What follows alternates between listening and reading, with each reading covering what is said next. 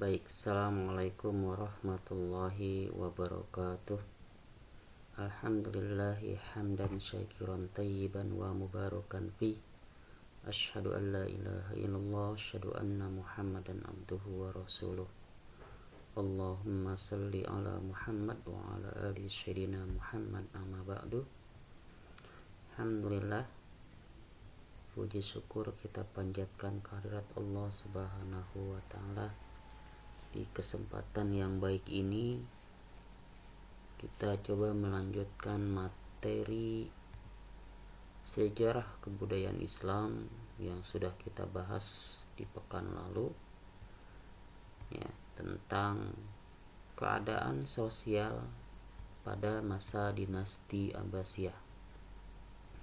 Nah, hari ini ya, kita akan melanjutkan materi sejarah kebudayaan Islam dengan topik kemajuan kebudayaan.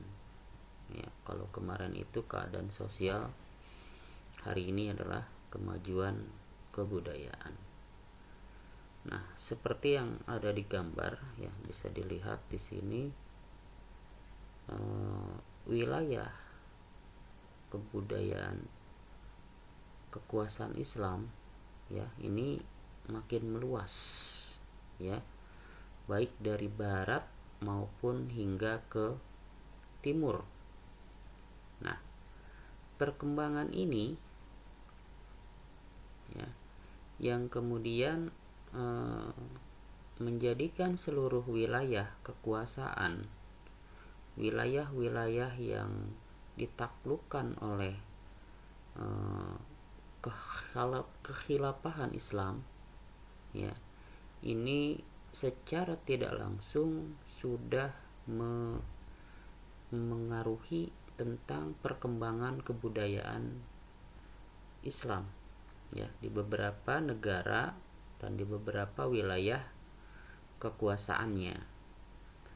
Misalnya di sini ada wilayah barat, ya. Wilayah barat ini ada Spanyol. Spanyol dulu masuk kepada wilayah kekuasaan Islam saat itu, ya, saat di zaman dinasti Abbasiyah, tepatnya itu di masa kekhalifahan Harun ar-Rasyid, ya. Nah, di zaman ini, ya, wilayah Spanyol itu dipengaruhi oleh banyak sekali tentang budaya-budaya Islam, baik dari tulisan, dari syair, dari pakaian, ya, sudah masuk kepada kebudayaan-kebudayaan yang Islami. Ya, ini di Spanyol, wilayah barat. Jadi kalau ada di gambar di sini, ya, ada kursor, ini wilayahnya. Kemudian, ya, di timur kekuasaan Islam itu sampai ke India, ya, kekuasaan Islam sampai ke India. India pun sudah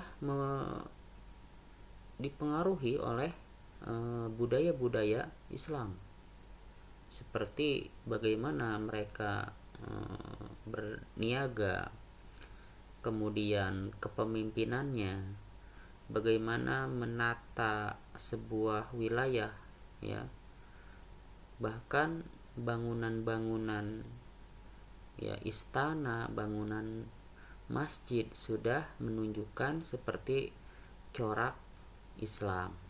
Nah, inilah kemudian, ya, di bidang kebudayaan ini sangat mempengaruhi tentang wilayah-wilayah jajahan Islam, ya, sekalipun penduduknya bukan penduduk Islam, dalam kata lain ini non muslim, tetapi tata cara mereka bermasyarakat, tata cara mereka berniaga itu sudah menganut, sudah menerapkan sistem Islam.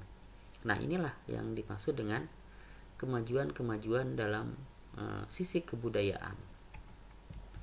Kita lihat misalnya, ya, ada penduduk negeri-negeri taklukan, ya yang ditaklukkan oleh Islam, yang pada akhirnya berada dalam wilayah kekuasaan Islam, ya. Dengan demikian mereka membayar upeti, ya, atau pajak istilahnya. Nah, Mesir misalnya, ya, di Mesir mulai dibangun masjid, ya, kemudian pusat-pusat peribadahan, pusat pendidikan, ya. Kemudian yang juga berpengaruh ada Suriah, ya. Suriah juga mengikuti kebudayaan Islam. Kemudian Maroko, terus ada Palestina, Aljazair, Libya, ya, termasuk wilayah Indonesia, ya, dan penduduk Spanyol, ya, Andalusia, ya, di Andalusia. Nah, ini yang memang wilayah negeri-negeri yang ditaklukkan oleh Islam, sehingga mereka mengikuti pola dan tingkah laku Islam. Nah, yang non muslim, ya, non muslim juga tetap mereka mengikuti budaya Islam. Bahkan ada seorang raja Spanyol, ya, ini namanya Vetter, ya, Raja Vetter I. Ini beliau tidak mengenal, ya, tidak mengenal budaya-budaya aslinya. Justru yang dia kenal adalah budaya-budaya Islam. Karena apa? Karena keseharian masyarakat di sana sudah menunjukkan budaya-budaya Islam. Nah, kemudian selain Spanyol ada Raja Aragon, ya. Raja Aragon hanya mengenal huruf Arab. Beliau tidak mengenal huruf negerinya sendiri. Yang dikenal adalah kebudayaan dan huruf-huruf Arab. Ini yang luar biasa, ya. Seorang raja yang hanya mengenal huruf Arab. Ini bukan raja muslim, ya, ini adalah raja non muslim. Kemudian ada Alfonso, ya, Alfonso IV yang mencetak mata uang, ya, dengan tulisan Arab. Nah, betapa saat itu di wilayah barat, ya, ini sudah dipengaruhi oleh budaya-budaya Islam. Nah, kemudian di wilayah timur ada India, Pakistan, ya. Kemudian hingga merambah ke Nusantara. Nah, inilah kemudian, ya, penduduk dan negeri-negeri taklukan di bawah kekhilafahan Islam ini, ya, sangat antusias dalam menyebarluaskan ajaran Islam melalui kultural, ya, melalui budaya. Nah, inilah, ya, yang kemudian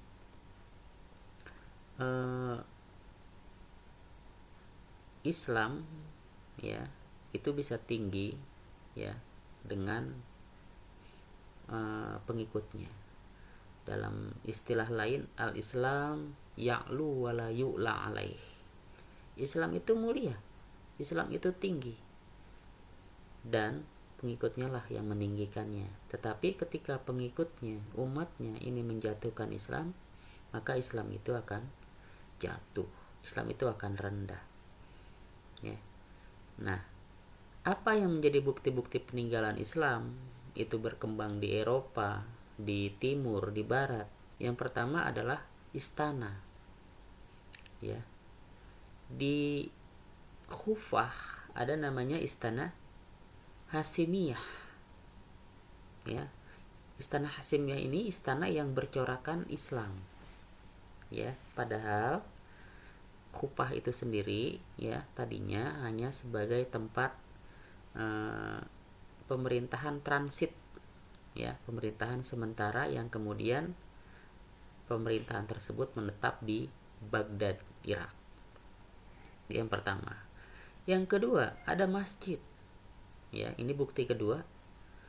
Banyak masjid-masjid yang berdiri setelah dinasti Abbasiyah ini beberapa kali pergantian kepemimpinan atau kekhalifahan, ya. ada Masjid Al-Mansur. Masjid ini dibangun di zaman Abu Ja'far Al-Mansur. Kemudian ada Masjid Raya Ar-Risyabah, ya. Ada Masjid Raya Samarra. Kemudian Masjid Agung Ispahan, ya. Ada Hupah, Masjid Hupah itu sendiri, ya. Di Masjid Hupah ini dibangun di wilayah Hupah, ya, yang ada istananya namanya Istana Bani Hashimiyah. Nah, ini bukti-bukti yang menunjukkan bahwa Islam itu di masa lalu, ya, sudah menunjukkan ketinggiannya, sudah menunjukkan kemajuannya, ya. Nah, ini berkisar ketika dipimpin oleh Harun ar-Rasyid yang dikenal dengan istilah masa keemasan, ya, the golden age, ya. Nah, Harun ar-Rasyid, di masa beliaulah budaya-budaya Islam ini menyebar dan berkembang, ya. Itu saja mungkin yang bisa Bapak sampaikan pada pertemuan kali ini. Mudah-mudahan sedikit memberikan pencerahan, motivasi, ya, bahwa siapapun kita adalah dai. Jadi tugas kita adalah menyampaikan apa yang memang menjadi risalah. Baik, wal afu minkum. Assalamualaikum warahmatullahi wabarakatuh.